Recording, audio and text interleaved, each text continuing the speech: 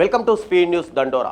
తెలంగాణ రాష్ట్ర కేబినెట్ ఈ రోజు సచివాలయంలో సమావేశం కానుంది. మధ్యాహ్నం 2 గంటలకు సీఎం రేవంత్ రెడ్డి అధ్యక్షతన జరగబోయే ఈ భేటీలో కీలక అంశాలపై చర్చించనుంది.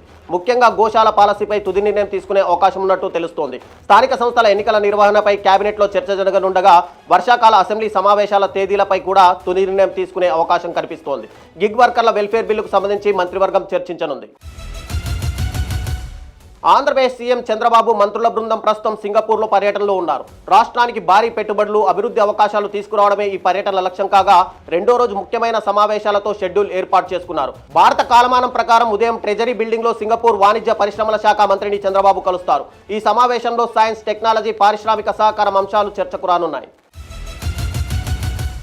కాలం చెల్లిన వాహనాలను అరికట్టేందుకు ప్రభుత్వం ప్రతిష్టాత్మకంగా ప్రవేశపెట్టిన తుక్కు పాలసీ తుస్సుమంటోంది. 15 ఏళ్లు దాటిన వాహనాలను స్వచ్ఛందంగా తుక్కుగా మార్చే వాహనదారులకు రవాణా శాఖ సముచితమైన ప్రోత్సాహకాలను ప్రకటించిన వాహనదారుల నుంచి ఆశించిన స్థాయిలో ఫలితం రావడం లేదు.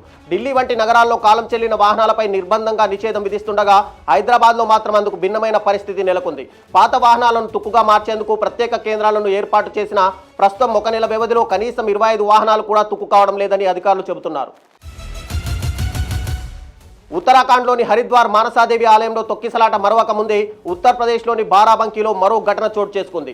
యూపీలోని బారాబంకీ జిల్లా హైదర్గర్లో ఉన్న అవరేశ్వర్ మహాదేవ్ ఆలయంలో స్వల్ప తొక్కిసలాట జరిగింది. దీంతో 2 భక్తులు మృతి చెందారు. ఈ ఘటన సోమవారం తెల్లవారుజామున 3 గంటలకు జరగా శ్రావణ మాసంలో 3వ సోమవారం కావడంతో ఆలయానికి పెద్ద సంఖ్యలో భక్తులు తరలివచ్చారు. ఈ క్రమంలో కరెంటు వైర్లు తెగిపడడంతో పలువురికి విద్యుత్ షాక్ తగిలింది.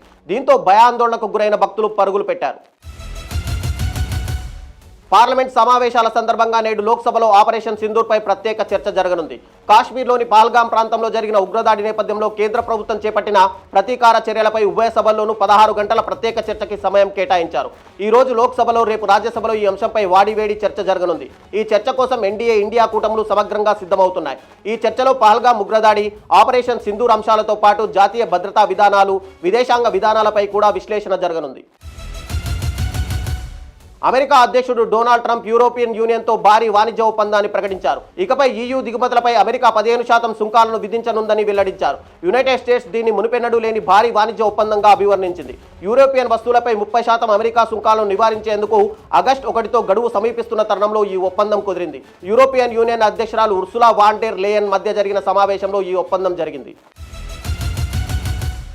సుంకాల విధింపుకు సంబంధించి డెడ్లైన్ గురించి అమెరికా క్లారిటీ ఇచ్చింది. సుంకాలు విధించడానికి ఆగస్టు 1 నాటి తుది గడువు ఎట్టి పరిస్థితుల్లో మారదని, ఎలాంటి పొడిగింపులు ఉండవని అమెరికా వాణిజ్య కార్యదర్శి చెప్పారు. ఇక పొడిగింపులు లేవు, ఇక గ్రేస్ పీరియడ్లు లేవు. ఆగస్టు 1న సుంకాలు నిర్ణయించబడ్డాయి. కస్టమ్స్ డబ్బు వసూలు చేయడం ప్రారంభిస్తాయని అన్నారు.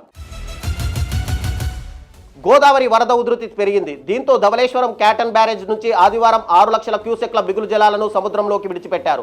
ఎగువ నుంచి వరద నీరు పోటెత్తుతుండడంతో బిగులు జలాల విడుదలను పెంచారు. మరోవైపు ఎగువ ప్రాంతాల్లో గోదావరి వరద ఉధృతి తగ్గుతోంది. దీంతో ధవళేశ్వరం వద్ద కూడా సోమవారం నీటి ఉధృతి తగ్గే అవకాశం ఉందని ఇరిగేషన్ అధికారులు అంచనా వేస్తున్నారు. భద్రాచలంలో గోదావరి నీటి మట్టం 34.60 అడుగులకు చేరగా ధవళేశ్వరం బ్యారేజ్ వద్ద 10.90 అడుగులుగా నమోదైంది. ప్రజా సంక్షేమమే ధ్యేయంగా పనిచేస్తున్నట్టు రాష్ట్ర ఉప ముఖ్యమంత్రి, మంత్రులు పేర్కొన్నారు. ప్రభుత్వ సంక్షేమ పథకాలను ప్రజలకు చేర్చాలని సూచించారు. వరద ముప్పు సహాయక చర్యలు, సంక్షేమ పథకాలు, రేషన్ కార్డుల పంపిణీ తదితర అంశాలపై ఖమ్మం, కొత్తగూడెం జిల్లాల అధికారులతో కొత్తగూడెంలో సమీక్ష సమావేశం నిర్వహించారు. ROFR భూముల వద్దకు వెళ్లొద్దని అటవీ పోలీసు అధికారులను ఆదేశించారు. ఈ భూములు సాగు చేసుకుంటున్న రైతులకు 3 ఏళ్ల పాటు 12,600 కోట్లతో ఇందిరాగిరి జల వికాసం ద్వారా సోలార్ పంపు సెట్లు, స్ప్రింక్లర్లు, డ్రిప్ పరికరాలు ఉచితంగా అందజేస్తామని తెలిపారు. ఉత్తరప్రదేశ్ సీఎం యోగి ఆదిత్యనాథ్ అరుదైన రికార్డు సృష్టించారు. యూపీకి ఎక్కువ కాలం ముఖ్యమంత్రిగా పనిచేసిన వ్యక్తిగా నిలిచారు.